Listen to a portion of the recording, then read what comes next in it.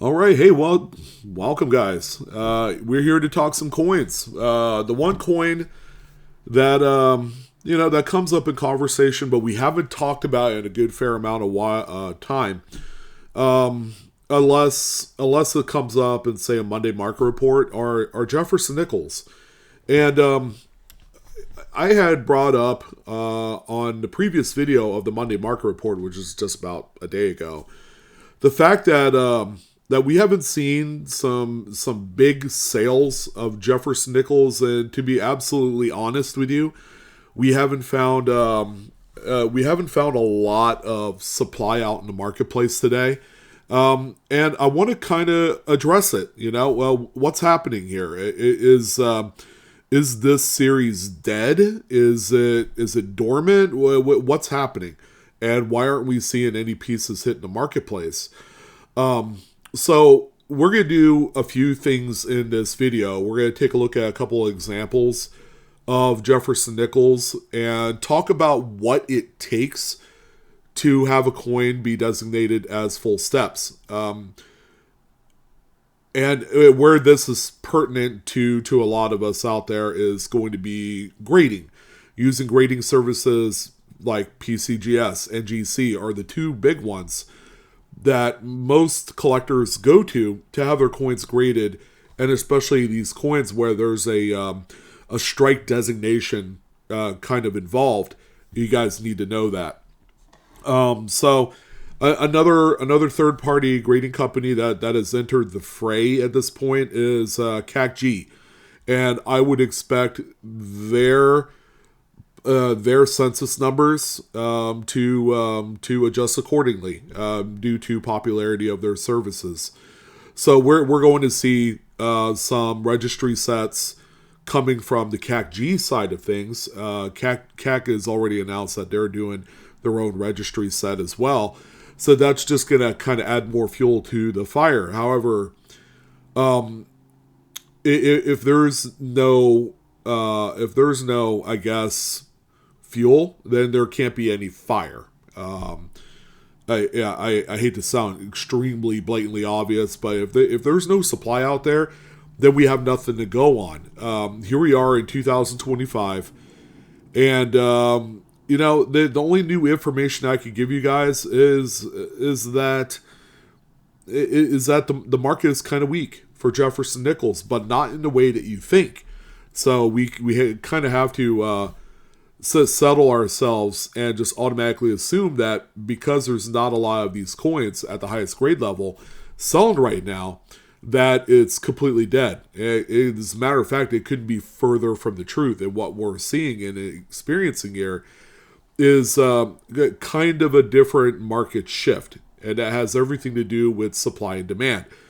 There just isn't any supply, which is a true testament to how tough these coins are to find in the wild raw. We're talking BU rolls, mid sets, things like that.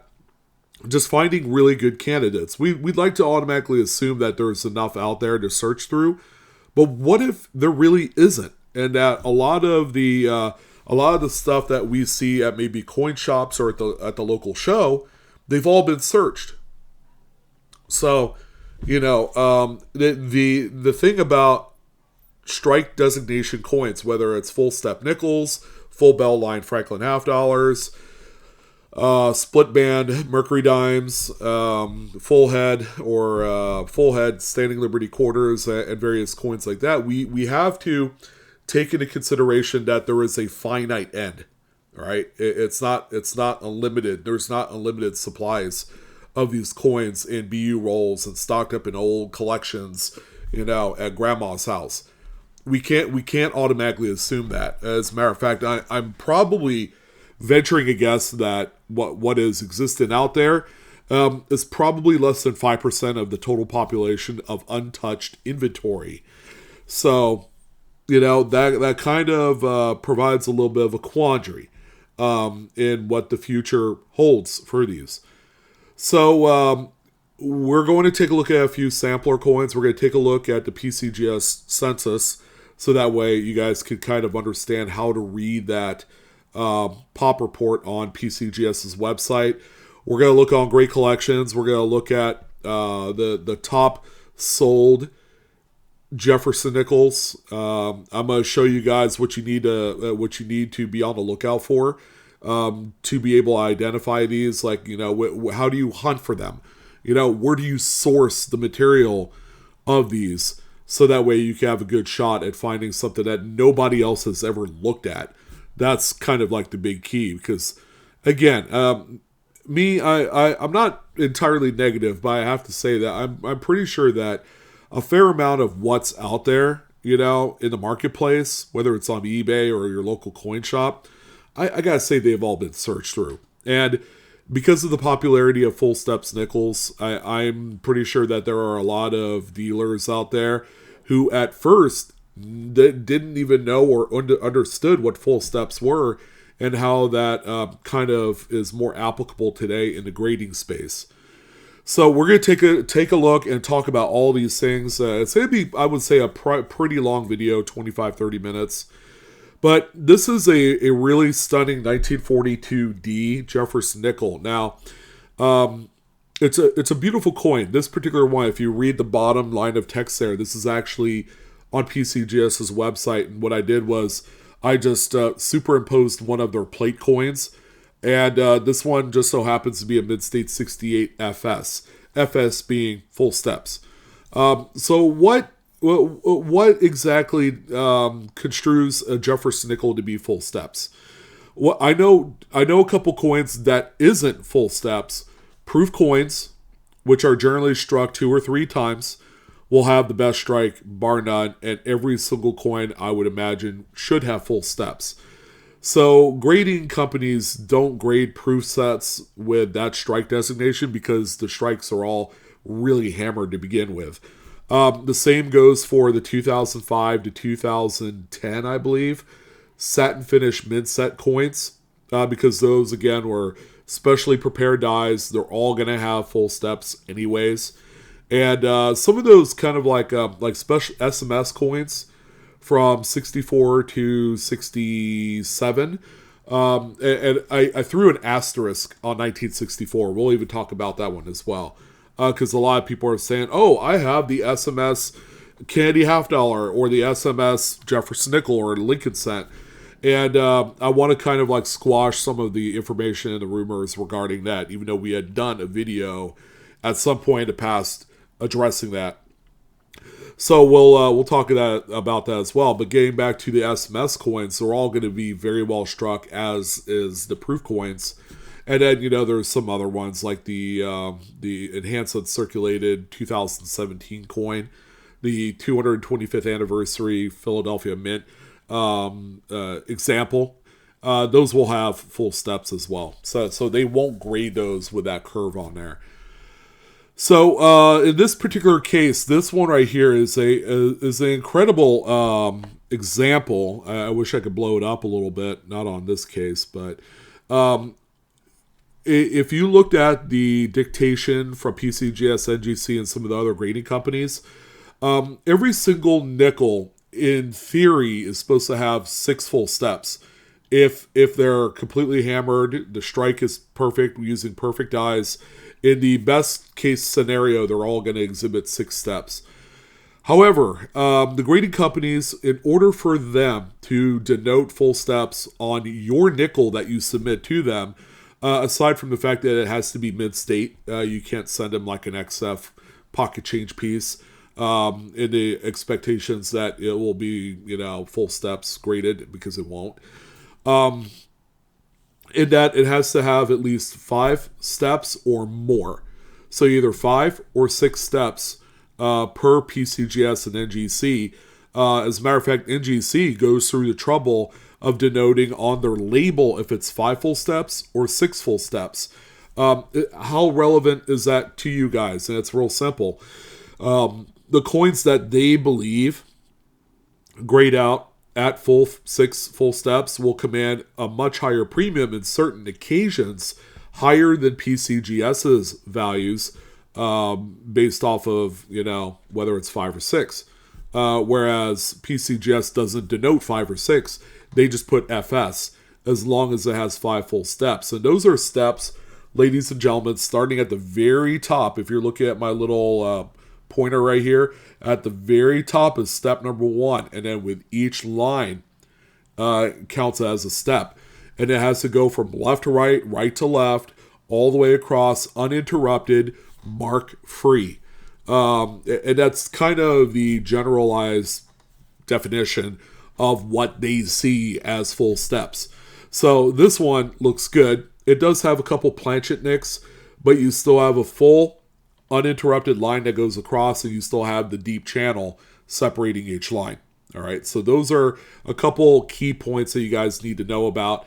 So that way, if you guys are hunting these for yourself, you got to know what the bar is set at. All right, and don't think that because some coin looks like it could barely pass, or you've seen other coins that graded full steps but not really, and that makes you think that you could just send any coin that's kind of marginal, does not necessarily mean that they're going to take your word for it. As a matter of fact, the way that the price of coin grading is today, the way the turnaround time is kind of ridiculous.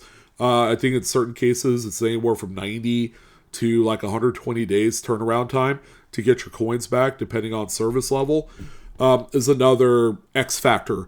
Because, if you're going to be wasting 3-4 months of your time on a coin that you're trying to get back with the possibility of it being worth $500 or $10, I mean, I could help you out and give you the answer pretty quickly in that don't grade it, and that's why, certain reports like the PCGS Pop Report and the Price Guide are going to be instrumental tools in your success of identifying certain dates that you need to be more aware of at coin shops and shows, because they carry a much higher value with full steps, right? And that's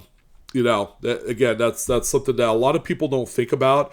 They just pick any random date of coin, or maybe they come across a coin and change. You're like, wow, that's really pretty. You flip it over, it's like full steps, but it's a 1993 Philadelphia. It's like, well, it's not too great. It'll probably end up grading Mid-State 64 FS. And at the end of the day, it's worth like $7. Yeah. So, I mean, not every coin, in my humble opinion, qualifies. Unless you're doing this as kind of a job, and when people do this sort of thing and they submit coins to grading companies, they don't send just like one of this date, one of that date. They send a whole bunch. It's kind of like playing the lottery, Powerball. It's like, are you going to have a much better chance at winning Powerball buying just one line of numbers? Or if you bought 20 lines of numbers? You see my rationale here. So it's all in the odds and the statistics of the thing. The more coins you send off and you've audited them and, just really done the process of elimination of which coins are actually worth sending, you're going to have a lot better chance of gaining that Mid-State 67 plus or that 68 with full steps. And then you end up, with a coin that could be worth a lot of money. Like our 42D here, which, by the way, in 68 grade with full steps, they're worth right around $4,000. It's a great amount of money. And on a coin that you could possibly cherry pick for about $1 or $2. Now 42D is like not a great example because it's kind of like a rare date to begin with. Rare in a sense that, there's not a lot of them out there in mid-state condition, and a lot of people do need them for like Jefferson nickel albums. So people will pay up for a raw example, non-full steps, probably $50 or $60 a piece. If you go on eBay right now, I guarantee you won't find too many 42D. They call it Type 1. Type 1 where it's nickel composition. Type 2 is where they switched over to the silver manganese alloy. Hopefully I didn't lose you there. That's a lot of information to unpack. We're just sitting here staring at this really pretty kind of like bronzy tan colored 42D. All right, so PCGS.com. Okay, you could access the pop report up top or the price guide. You could go either way. It's going to give you the information of both, regardless of what you choose. You're just going to possibly, make a few more extra clicks. Like if I want to look at this 38 full step Philly, first year of the Jefferson nickel, I'll click on that and it'll give me more data, including price guide kind of roundabout figures. And I use it as more of a, a baseline than I actually do fact, because some of the coins can sell a lot more than what the price guide, visual price guide values are, or they could sell a lot less. It really depends on the market. So reading this is really easy. Okay, so you have all the dates here. You have a 38 Philly, 5 cent, and then you have another 38 Philly 5 cent with FS. So me personally, what I would do is focus on just the lines with FS and then look all the way across until you get to a blank box. And the reason why that's important is when you get to a blank box, that means whatever information is in the box before it or whatever is going to be the top pop figures. For instance, the 38S with full steps, the top pop is mid-state 67 plus. So there's 33 graded right there in just regular 67 full steps, and then 6 of them 67 plus full steps. And if you decide that you want to start hunting nickels, because it can be affordable. Now there are certain dates that if you're trying to source BU rolls of them, I'm afraid to say that they're going to cost you a lot of money. 38S, unfortunately, is one of those dates where it will set you back a lot of money. So you got to make sure here that this is something you want to do.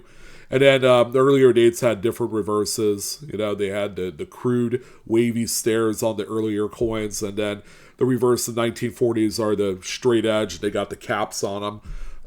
They look a little bit more presentable from a engraving standpoint.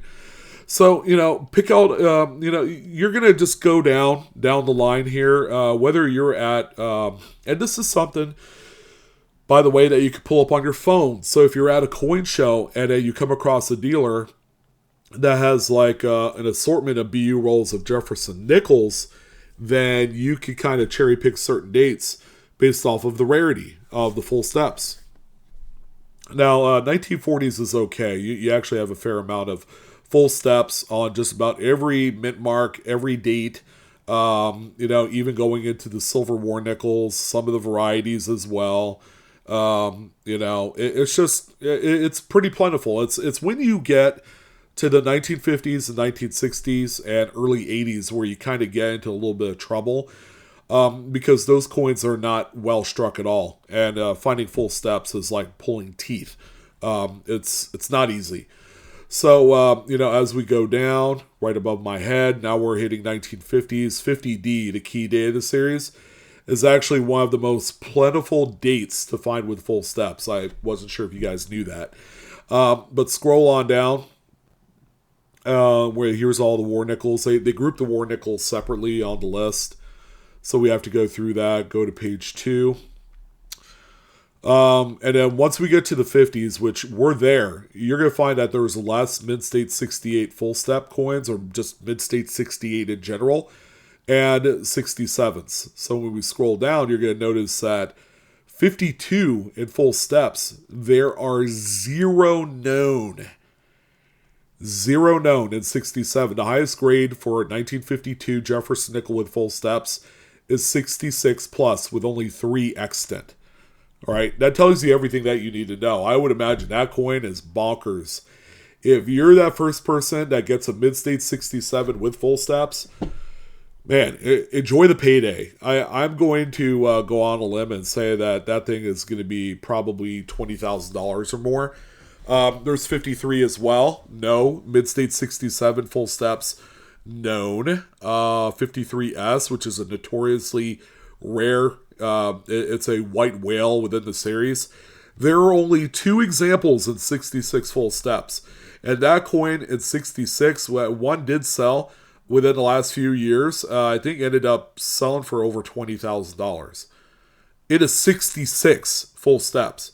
So obviously this decade right here, the 50s, especially those S-mid coins, oh boy, it's going to be quite the treasure hunt. And, it's like, you notice all the numbers are very small. All right, that's kind of like what's happening here is that there's not a lot of new fresh inventory that they're seeing from the grading side of things, which therefore we're not seeing them on the auction side of things. We're not seeing them on websites like Great Collections, which they are probably one of the bigger auction sites for registry set caliber coins. So what I did is I went into the Jefferson Nickel archive area, and we're going to look at previous sales. All right. And then we went from highest to lowest, and we're just going to kind of see if we could identify anything within the last 12 months, other than this SMS in 68 full steps that sold for $41,000 almost a year ago to the day, April 7th of last year. But you can see 2022, 2019. Here's one from November, but that's a proof. Yeah, I mean, that's cool and all, but we're looking for some of those circulation business strike coins. 2023, 15, 2020, 23, 21, 18, 18, 19, 18, 18, 20. So as you guys can see, from about 2015 to 2020, we were seeing a lot more of these. And then here we are 5 years beyond that, kind of like at, I would say, the lull of the pandemic, when a lot of these coins were kind of trading hands, and then everything just cooled off. Cooled off in the sense that there's no supply out there. 2022, here's a February 2024, a proof. I don't want to talk about proofs. That'll be a story for a different day when it comes to like Deep Cameo and all that stuff. So, yeah, I mean, you can see it's all from, 5 years and beyond that. Nothing new. There is nothing new from within the last 12 months, except maybe a couple coins, but they're a proof. Here's a 45D in mid-state 68 plus full steps, a war nickel, sold on February 4th of last year for 11.8, but I'm telling you, I mean, this is not a lull in the market. The Jefferson nickel market did not crash. It's just nobody wants to sell.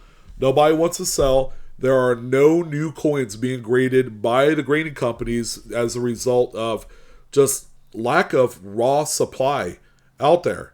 Okay, well, now that we've talked about the grading and what is sold, let's talk about the raw supply. Where do we find a lot of these? Well, I'm going to tell you a few things that you do need to look out for. So we're on eBay.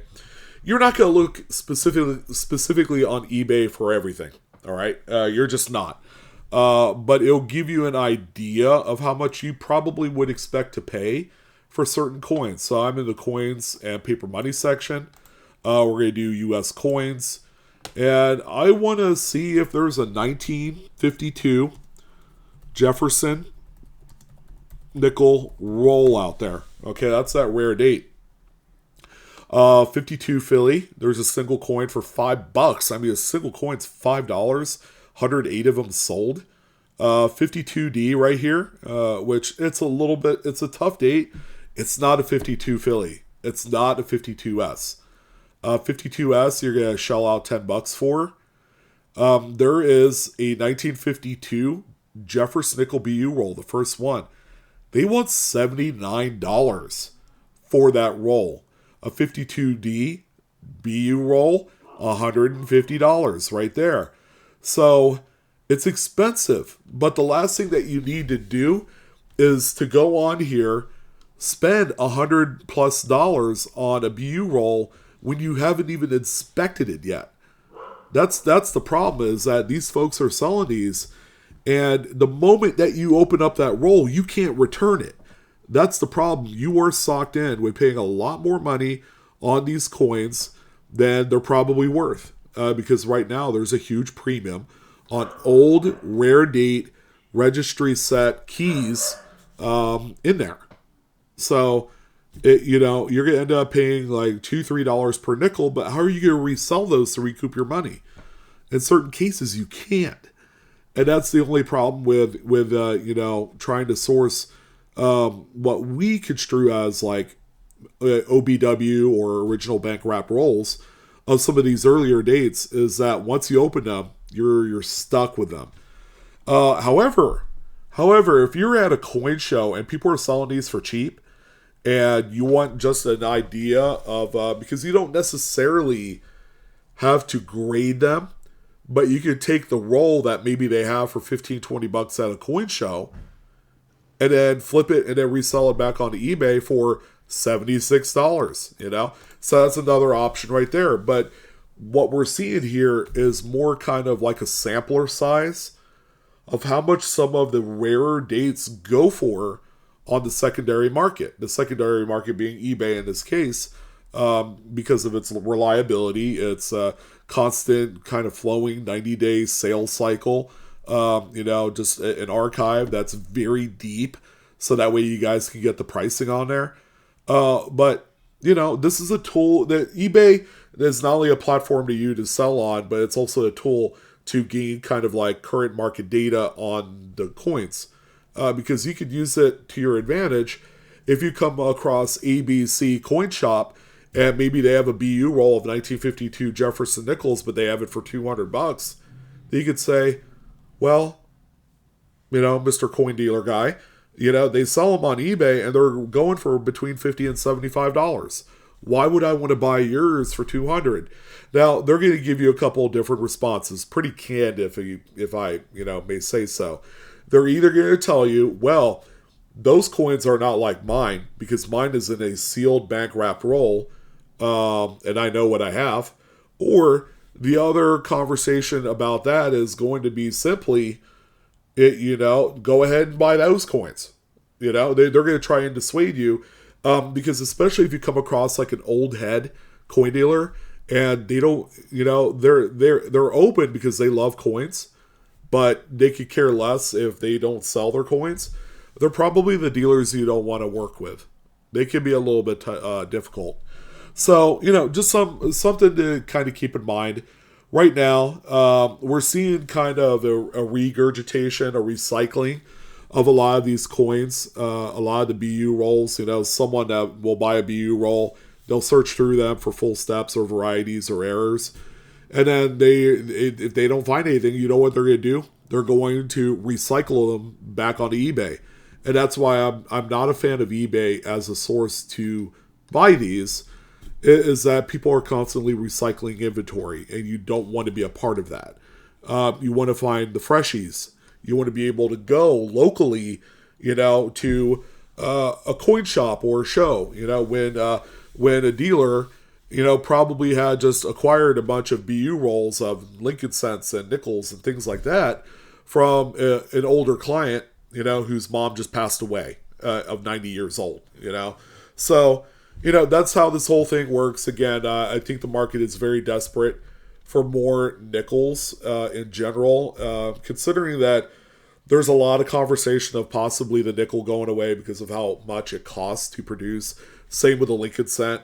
Now that conversation is on the table, in our government and in our politics, it's something that it's something that feels a little bit more real and that it could happen very soon. So embrace it while you can. Go out there and find these if you can. I have a lot of clients that are looking for BU rolls of Jefferson nickels of every conceivable date, even the newer ones. And I'm just having a hell of a time finding them, and this is coming from someone that routinely searches through these, and I probably have a good 30 different dealers and private party individuals that source these, and they're coming up empty themselves. So there you go. I'm your host, Sean, with Blue Ridge Silverhound. I want to thank you guys again for tuning in on this one. Hopefully you got some information that can be found useful in your daily hunts. And thank you guys again. I love you guys. Appreciate it. Love this hobby. Enjoy it. It's a great way to bond people together outside of the whole kind of like selling and trying to make money aspect. But I've made a lot of friends in this hobby. And I'm down to make more. So see you guys. Take care. Enjoy this hobby. I will see you next time.